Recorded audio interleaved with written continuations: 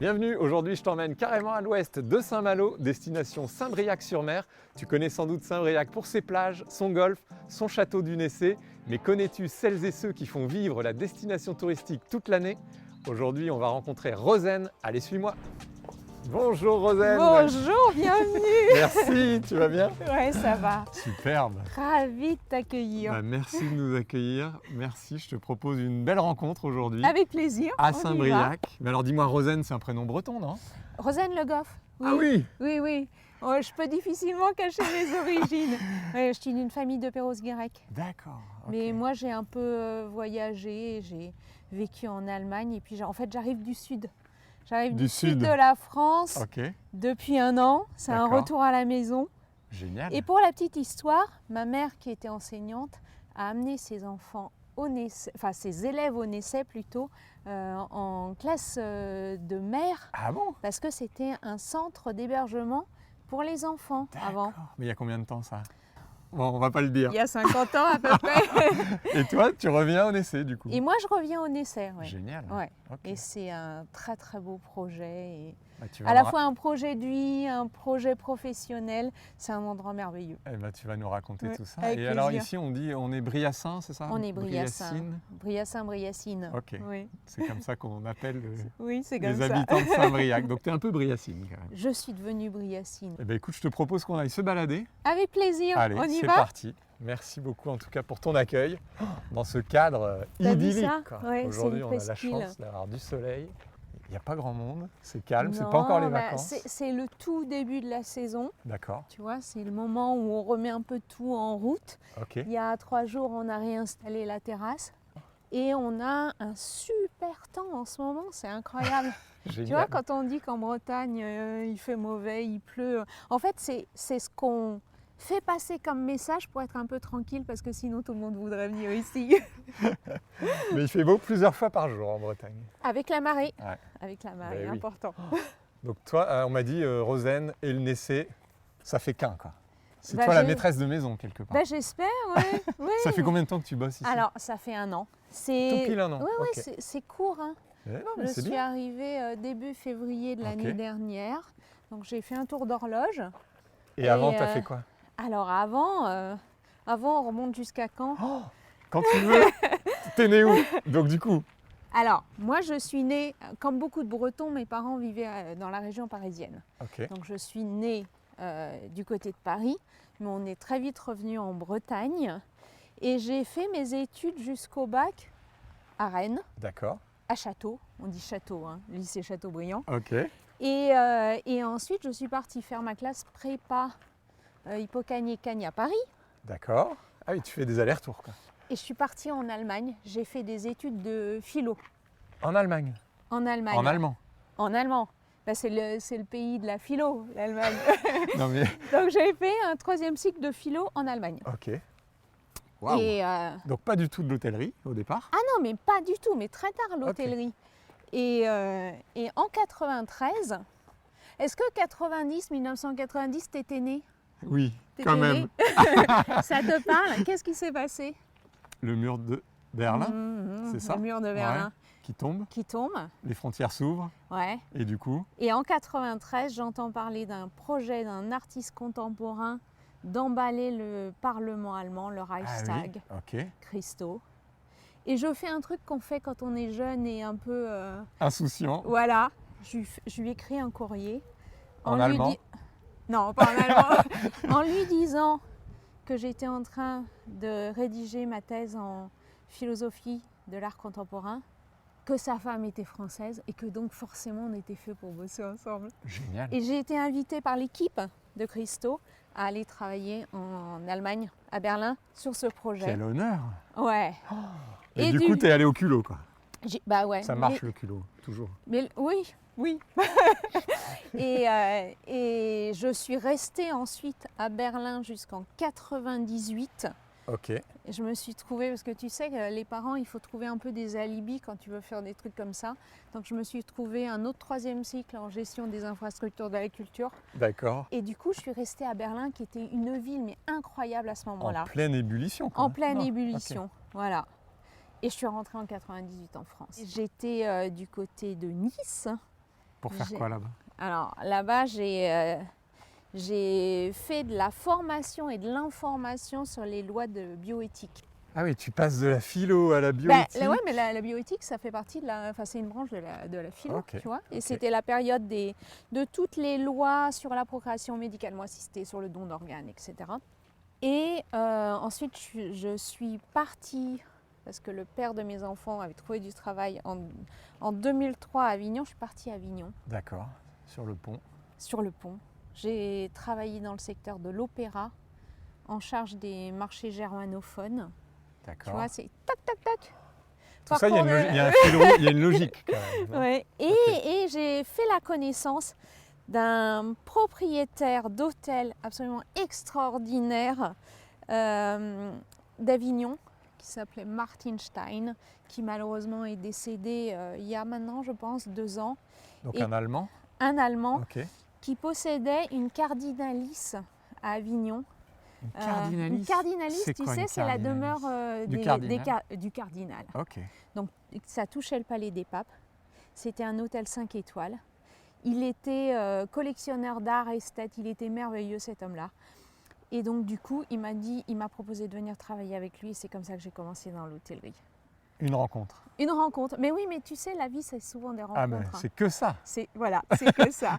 Et qui t'emmène d'un point à un autre, c'est ça Ouais. en fait. Quoi. Et depuis, tu vois, j'ai fait plusieurs hôtels comme ça.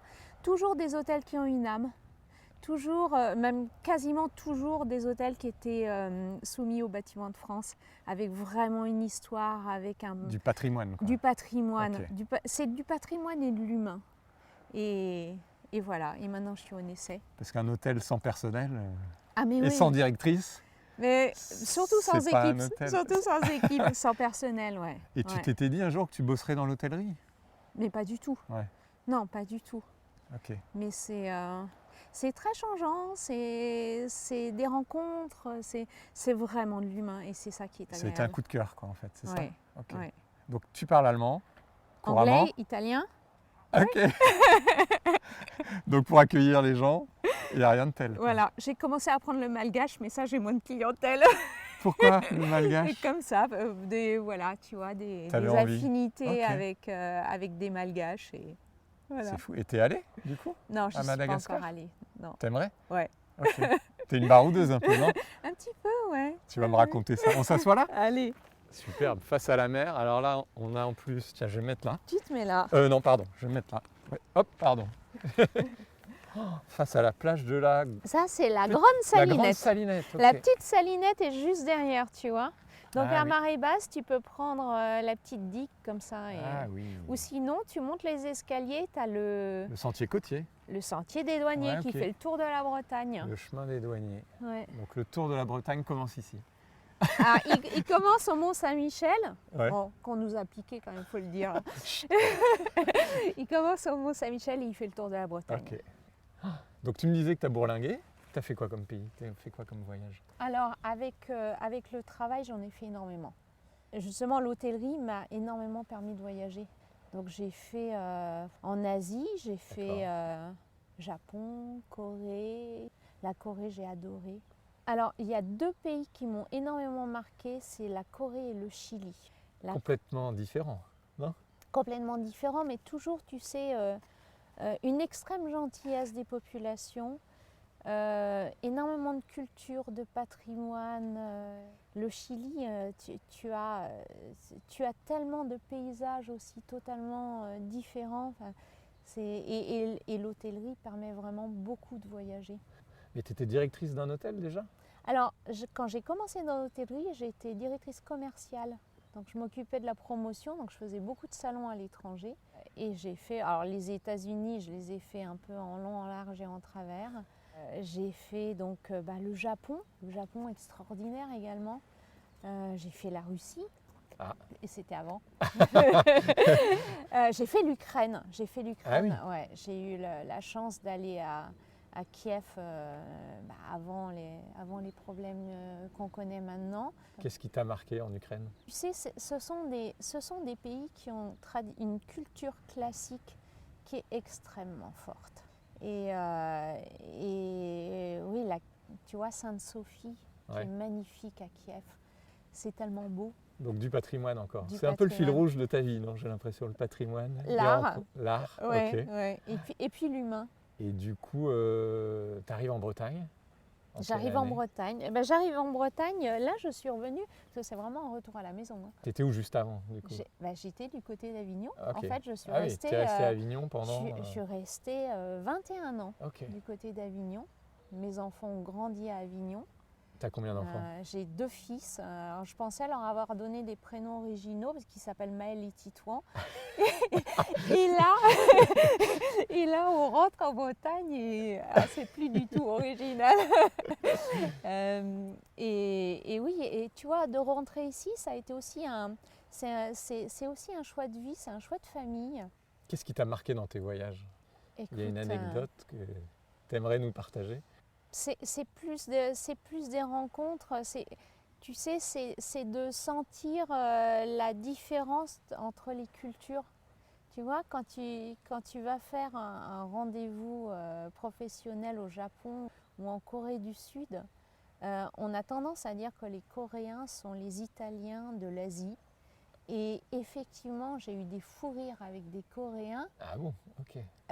Et inversement, j'ai commis des impairs avec des Japonais. Parce que quand tu arrives et que tu as une culture occidentale, en plus baignée de culture allemande, tu as tendance à être commercialement un petit peu rentre-dedans avec les Japonais. Et ils n'aiment pas du tout en fait. Ben non, en fait, c'est totalement incongru. C'est que tout simplement, tu ne connais pas les codes. Ouais. Il y a une distance naturelle. Mais c'est surtout que tu les offenses. Ok. Et alors qu'avec les Coréens, on a eu des fous rires et tu sens tout d'un coup une proximité. Et avec les Bretons? Alors, Ah, joker! Non, les Bretons, je pense qu'on est, tu sais, on est un peuple de terriens et de marins. Mais tourné sur la mer, tourné vers la mer. C'est un peuple authentique. Et à Saint-Briac, vous accueillez le monde entier en plus. Oui. Il n'y a pas que des Bretons ici. Oui. Alors, moins que dans le sud, tu vois. D'accord. C'est encore une région qui est peu découverte par les touristes étrangers. Okay. Il y a très peu d'Américains. Moi, j'avais tendance à accueillir beaucoup de Brésiliens aussi. D'accord.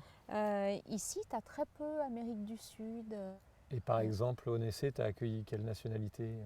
On a des touristes de Jersey. C'est un gros marché. C'est pas très loin, de l'autre côté. Très loin. Oui, c'est la Côte d'Azur pour eux ici. Non? Oui. Bon, l'eau peut-être pas, la température de l'eau. Et on a encore très peu d'Américains. On a quelques Allemands, mais ça reste encore. C'est très franco-français encore.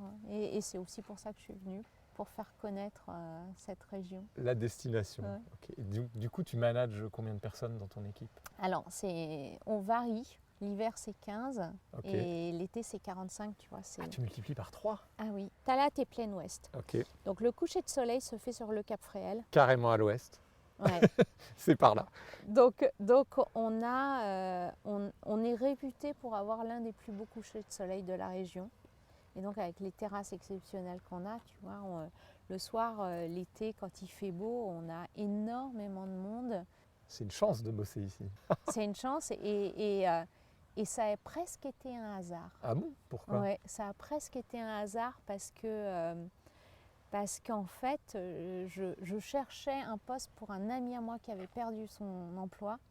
Et la chasseuse de tête me dit « Oh, j'ai bien quelque chose, c'est un super poste, mais c'est une région qui ne l'intéresse pas, quoi. C'est une région qui ne lui plaît pas. » Donc moi, je pensais, je sais pas moi, Vierzon. Et quand elle m'a dit la Bretagne, je me dis « Où en Bretagne ?» Et de fil en aiguille, tu vois, j'ai rencontré Martin Bazin. Okay. Et puis comme ça, tu vois, t'as comme ça des rencontres, des évidences et ça a été une évidence et en l'espace de 3 mois, j'ai tout quitté. Okay. Donc le hasard ouais. Et finalement le poste, c'était pour toi quoi. Alors, est-ce que c'est... Il doit être content le copain. Mais en fait, ça ne l'intéressait pas, tu vois, D'accord. il était du sud. Ah, ok. Je comprends. Et alors, est-ce qu'il était pour moi? En tout cas, j'ai pas laissé l'occasion passer. Hein. Ok, toi t'as foncé quoi. Et qu'est-ce qui te plaît dans ton job? à la tête d'un établissement comme le Nessé? Alors, le Nessé a cette particularité, quand je suis venue pour la première fois, ce qui m'a vraiment frappée, on reçoit plus les gens à la maison que véritablement, tu vois, dans un hôtel. On est très très loin des codes un petit peu standardisés d'hospitalité, tu vois, parce qu'en anglais on dit hospitality. On est vraiment dans la chaleur humaine. On a, par exemple, tu vois, la semaine prochaine, on a une famille qui arrive avec ses 4 enfants. Alors, c'est simple, hein, quand les parents arrivent, ils nous laissent les enfants. Ok. Tu fais la nounou. Ils se reposent et nous, bah, on sort les coloriages. D'accord. Voilà. Ah oui, pension de famille, quoi, en fait. Un peu l'esprit de pension. Oui, complètement. Mais tu sais, c'est un petit hôtel, on a 17 chambres. Ouais. C'est pas beaucoup. Et donc, on a cette chance de pouvoir aussi individualiser l'accueil. Tu vois, c'est... Proximité, quoi, en fait. Exactement. Et du coup, tu vois, il y a des rencontres incroyables. C'est pas un hôtel d'anonymes. Et je pense qu'on ne vient pas par hasard au Nessé. Mais ça, c'est grâce à toi et tes équipes, non? Oh, faut pas exagérer, c'est pas grâce à moi. Moi, je Bah, suis là depuis un an. Mais c'est aussi l'histoire du lieu. Ok. Le lieu, il est vraiment emblématique. Mais qui n'était pas un hôtel avant. Non, c'était pas un hôtel. Ça l'est devenu. Ça a été construit à la fin du 19e comme une demeure privée. Après, malheureusement, pendant la Seconde Guerre mondiale, ça a été occupé par les Allemands. Et après-guerre, c'est devenu un centre de colonie de vacances. Oui. Et c'est uniquement en 2018 que Martin Vazin s'est occupé de la rénovation. Belle rénovation d'ailleurs. Ouais. C'est quoi le petit secret du Nessé? By Rosen. Alors là, j'ai presque envie de dire, c'est de ne pas avoir changé grand-chose. C'est d'avoir plutôt, je pense qu'en arrivant, je me suis plus mise en retrait par rapport à ce qui existait déjà au niveau des équipes et d'avoir essayé de me fondre dans la masse. Et donc après, tu sais, un peu comme un chef d'orchestre, je change des petites choses, mais surtout pas révolutionner parce que le Nessé, il parlait de lui-même. Un bon manager, quoi, une bonne manageuse. Je sais pas. Et ta pièce préférée dans le château? Alors ma pièce préférée, s'il y en avait qu'une. Eh ben, c'est pas une pièce ici. Ah bon? Non, c'est le bureau du port, c'est la capitainerie. Tu sais, c'est à flanc de rocher. C'est un petit bâtiment comme une petite guérite en bois blanc avec des grandes baies vitrées. Ça donne sur la mer, ça surplombe la mer. C'est notre salle de séminaire. Wow. Et tu sais quoi, quand elle n'est pas occupée, je vais souvent y travailler parce que en fonction de la marée, en fonction du temps, le décor change tous les jours, toutes les heures. C'est aussi la particularité de la Bretagne que tout peut changer d'une heure à l'autre.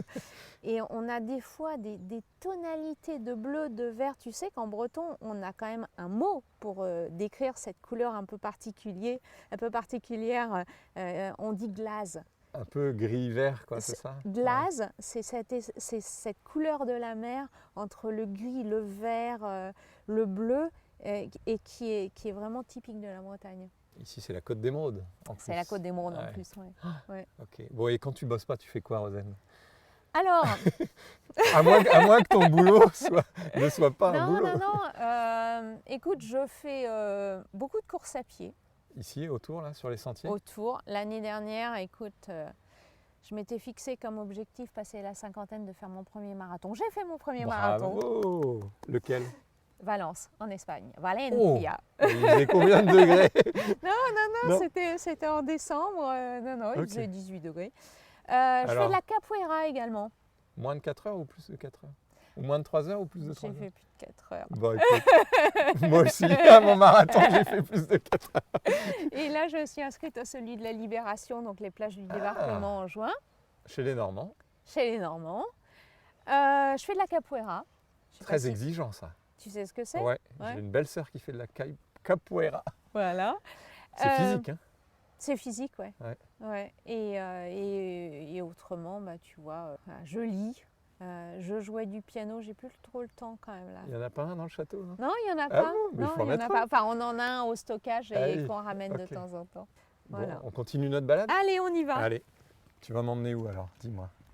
Écoute, je te propose qu'on aille voir un autre point de vue de la presqu'île Ok.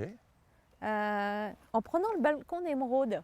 Ce qu'on appelle le balcon d'émeraude, c'est le... C'est cette route D'accord. qui amène de Lancieux au bourg de Saint-Briac, puisque Ok. ici on ne dit pas le village, hein, comme On c'est dit pas le comme bourg. on dit le bourg. Et du coup, en plus, comme c'est marée haute, on aura un très très beau point de vue avec la presqu'île derrière. Ah bah écoute, je On te fait suis. ça? Allez, Allez, on c'est y va. parti. Merci Rosen. Mais je t'en C'est prie. chouette. Le voilà le balcon d'émeraude. Le balcon là, d'émeraude, oui. Et là, Ok. tu as le pont de Lancieux, tu vois, Ah oui, sur le Frémur. sur le Frémur. Et donc, quand tu arrives, tu vois, tu longes et tu as une vue incroyable sur cette presqu'île. Superbe. C'est un peu ton îlot là, c'est ça? Oui, c'est ma presqu'île. Tous les matins. Ah ouais. Alors, tu sais, tous les matins, en fait, je viens en vélo. D'accord. De où alors? Alors, j'ai la chance d'habiter Saint-Lunaire. Ok. Et je viens en vélo le matin. Et tu sais, la première année, comme je longe la mer, la première année, j'avais vraiment cet effet waouh. Tu vois, Ah bah, je te crois, oui. quand je voyais ça. Et selon le temps, etc. Et maintenant, je m'oblige, tu vois, à continuer à regarder. Parce que je trouve qu'un décor comme ça ne peut pas devenir une habitude. On est bien d'accord. Tu vois, et quel que soit le temps, on peut avoir des ciels hyper noirs, on a des levées, des couchers de soleil très rouges, magnifiques. Et je ne veux pas que ça devienne une habitude. Parce que l'œil, il peut s'habituer et on est quand même dans un endroit extraordinaire. Et devenir blasé, ce serait quand même dommage ici, à Saint-Briac. Quoi. Et tu viens à vélo par tous les temps? Je viens à vélo par tous les temps, ouais. Ok. Ouais. Qu'il pleuve, qu'il neige. Non, il neige pas trop. Non, il neige pas. Quoique, on a eu quelques flocons l'hiver dernier, mais ça Ok. n'a pas duré. Quel cadeau tu me fais. Merci. Hein. Mais je t'en prie. Merci je t'en beaucoup. prie. Je sais plus quoi dire du coup, tu vois. Je suis scotché par la vue. Ça se passe de commentaires en fait. Ouais, mais tu vois, bon, là, on vient de quitter les grandes marées. On a eu les plus grandes marées de l'année. 115, c'est ça? 115 de coefficient. Et là, tu vois, on est à 4 jours des grandes marées et tout de suite, ça redescend. Là, on est quasiment à marée haute. Et aujourd'hui, on est à 56 de Ah oui, coef. ok. Ça fait partie des choses qu'on regarde, nous, le matin. La marée. La marée, le coef. Ok. Tu vas pêcher un peu, non? Moi, non. Mais je suis d'une famille... Mon père a des casiers à homard et pêche le homard. Sympa. Et d'ailleurs, j'ai une anecdote parce que... Vas-y. Donc, mes enfants ont grandi à Avignon et quand le plus grand, comme elle, était à l'école maternelle, premier jour de rentrée des classes, on leur demande de dessiner leurs vacances. Et j'ai été convoquée par la maîtresse qui pensait presque que mon fils était un grand mythomane. Parce qu'il a dessiné un homard et qu'il expliquait à sa maîtresse que tous les jours il mangeait du homard. Excellent. Et donc j'ai été obligée de lui dire qu'effectivement on avait ce privilège et cette chance que ce soit presque comme la tranche de jambon parce qu'on avait les casiers homards et qu'on pouvait... Dessine-moi un homard. Ouais. Et t'en veux une autre des anecdotes? Vas-y. J'ai l'impression que t'en as plein. Tu dois... Une chose quand même assez incroyable. Donc mon deuxième fils avait une nourrice qui était bretonne. Ok. Parce que tu sais Donc à Avignon. À Avignon, tu sais on fonctionne un peu En clan. Le clan breton. Et les Bretons, il y en a partout. et donc pour lui faire plaisir, un jour où je rentrais de vacances avec mes enfants, en avion, sur la ligne Brest-Marseille, j'ai passé un homard vivant en bagage à main. Non. Mais il est passé au scanner. Il est passé au scanner. Avec les Tu vois, tu voyais au scanner, tac, tac. Il n'y a qu'à Brest qu'on peut faire passer ça. Et donc forcément, vous avez quelque chose à déclarer, madame? Ah non, pas du tout, je ne vois pas du tout de quoi vous me parlez. Et le douanier m'a regardé puis m'a fait « Ouais !» Puis je suis passée avec mon homard qui avait donc ses pattes tenues par des élastiques. Génial. Le homard en bagage à main, c'est la première fois que j'entends ça, Rosen. Et il n'y a qu'à Brest, à mon avis, que tu peux faire passer un homard comme ça, en bagage à main. Je pense, ouais. Et puis j'avoue que je suis tombée sur un douanier quand même particulièrement conciliant et sympa ce jour-là parce qu'effectivement, il aurait pu aussi se le garder. Il devait aimer le homard. Et se le bouillir le soir. Donc pêche avec ton papa, c'est ça? Ouais. Et il t'emmenait aussi pêcher, toi? Oui, en fait... Tu relevais les casiers Oui, on le fait tous les Ok. étés, ouais. Donc tu as des vacances de temps en temps quand même. Ah bah oui. Et puis, honnêtement, tu sais quoi? J'ai vraiment l'impression d'être en vacances tous les jours. Ben oui, En ici fait, c'est un tu sais, cadre. c'est un tel cadre. Et puis c'est un rythme de vie qui est un rythme de vie balnéaire, donc c'est hyper agréable. Et pas trop de difficultés à recruter des équipes ici? On a beaucoup de locaux, D'accord. oui, et des équipes qui restent, Donc ils sont attachés, fidèles. qui sont attachées, qui sont fidèles. En fait, on a une colonne vertébrale qui est là à l'année Ok. et qui quasiment était déjà là quand je suis arrivée. Il y a juste le chef qui est un jeune chef de 5A, D'accord. un local, qui est arrivé fin d'année dernière. Et sinon, en fait, on fait venir des saisonniers pour augmenter le nombre de personnes. Parce Ok. que tu vois, quand on va vraiment ouvrir les terrasses, les jours de beau temps, on peut avoir 150 personnes Ah sur la oui, terrasse, ok. donc il nous faut du monde. Et on fait aussi des événements. On va avoir le 21 juin, Fête de la musique. la fête de la musique, elle est en train vraiment de devenir emblématique ici. Ok. Parce qu'on a toujours des DJ quand même relativement connus. L'année dernière, on a eu Yuxek. Ok. Et cette année, on a Étienne de Crécy.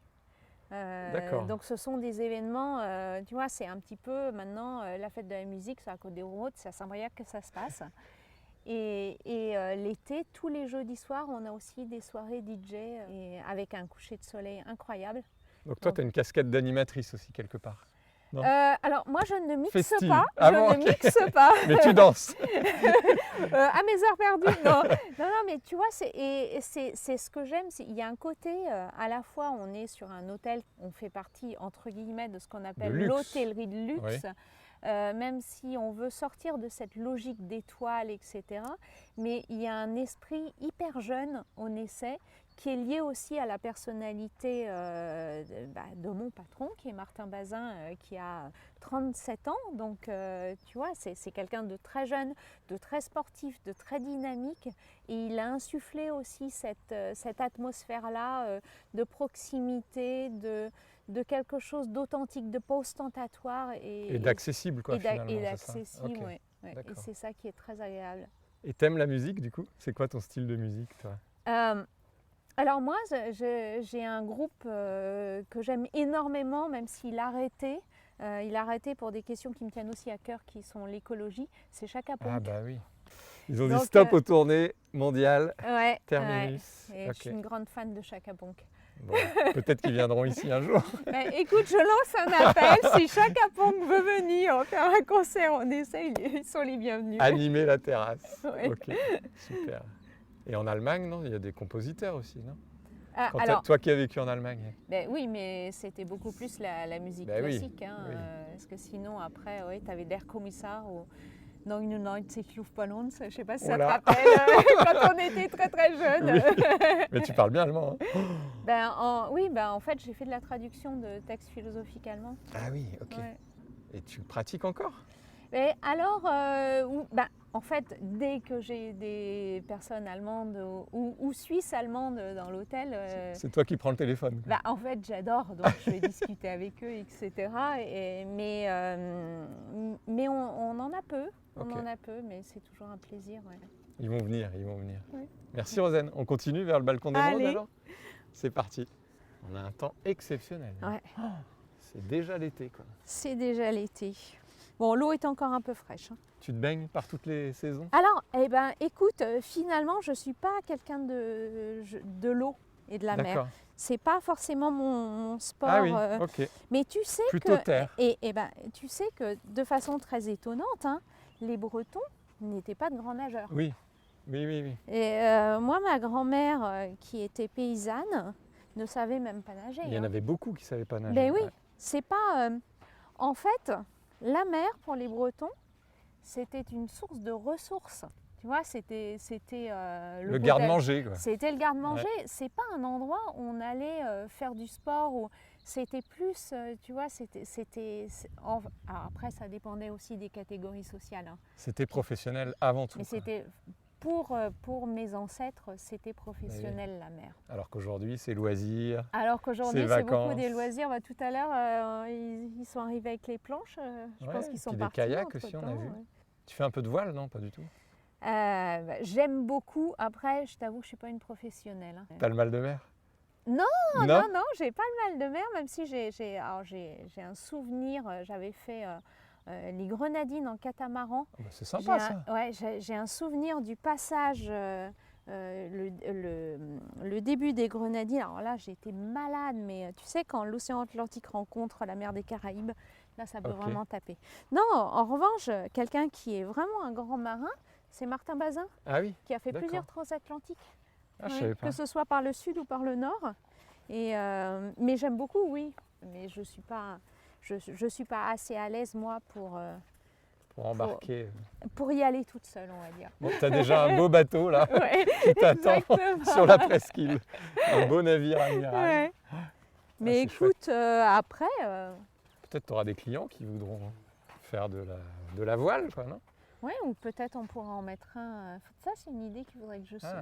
Le bateau du Nessé. Le bateau d'Inessé. Il n'y a pas encore ça. Il n'y a pas encore Ah, le tu vois, voilier. c'est une idée. On avait un groupe d'étudiants de Ferrandi qui nous avait suggéré d'avoir une salle de séminaire Flottante. flottante sur bateau au large du Nessay. Oh là là, mais Et, ça, c'est on le leur a- must.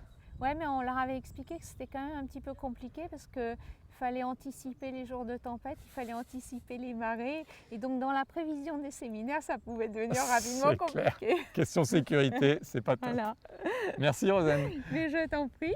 Rosanne, merci beaucoup pour la balade Briacine. Ça a été un plaisir. Eh ben, plaisir partagé. Et si toi aussi tu as aimé l'épisode, n'oublie pas le like, le commentaire. Et je te donne rendez-vous à un prochain épisode, une prochaine destination, carrément à l'ouest.